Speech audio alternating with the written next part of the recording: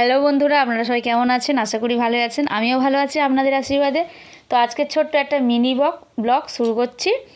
তো কি কি রান্না হবে দেখো। বেগুন নিয়েছি, এটা হচ্ছে সজনা ডাঁটা, আমাদের গাছের ডাঁটা, হেভি টেস্ট কিন্তু।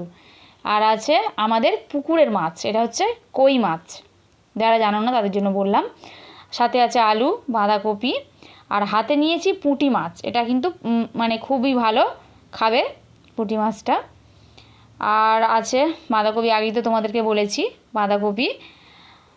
বাঁধাকপির তরকারি হবে সজনা ডাঁটা দিয়ে, আর বেগুন দিয়ে, মাছ দিয়ে একটা ঝোল হবে, পাতলা করে হবে জিরে বাটা দিয়ে, ঠিক আছে। আর বাঁধাকপি দিয়ে, আলু দিয়ে, আর টমেটো পেঁয়াজ টিয়াজ দিয়ে একটা চচ্চড়ি হবে। তো এই ছিল আজকের মেনু। কার কার কেমন লাগলো কমেন্ট করে বলবে।